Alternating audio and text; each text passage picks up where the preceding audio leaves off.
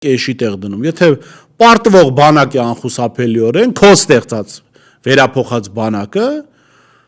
պետք չէ այդպիսի բանակ։ Պետք չի ժողովրդին պարտքերի մեջ խրել, որ իբրև թե բանակ եք վերափոխում, բայց վստահեք, որ դա պարտվելու է այդ բանակը։ Չնայած քո օրոք չի կարող բանակը չպարտվել, կարծեմ Նապոլեոնի խոսքն է, չէ, որ հաղթելու շանս ունի, մոտավոր եմ ասում, բառացի չեմ ասում, ոչխարների բանակը, որը առաջնորդում է առյուծը եւ միանշանակ հաղթելու շանս չունի, առյուծների բանակը, որը առաջնորդում է ոչխարը։ Փոխաբերական իմաստով։ Հիմա առյուծ տղերք են մեր բանակում, մեր լավագույն հայրենակիցներն են, շարքային միջին սպայական կազմի մասին է խոսքը, գլխավոր շտաբի մասին չի խոսքը, բայց որ հրամանատարը գլխավոր ու իր նախարարներ բաները փոխաբերական իմաստով ոչխարներ են, հետ բանակը պարզավոր պարտվելու է։ Որպեսզի բանակը հաղթի, բանակը պետք է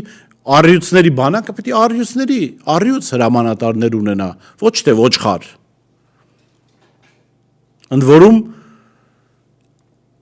թշնամիներին ծառայող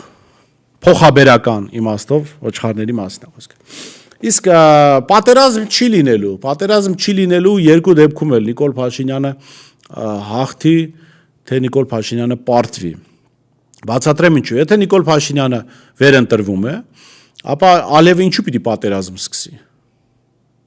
Մի տեսական շանս կա, որ Ալիևը այդ դեպքում կարող է պատերազմ սկսել, ընդ որում այդ դեպքում էլի Նիկոլ Փաշինյանը հետ պայմանավորված։ Եթե իրեն դրթեն արևմուտքից Իրանի դեմ պատերազմի մեջ մտնելու, որ իր համար աղետաբեր է, ինքը կնախընտրի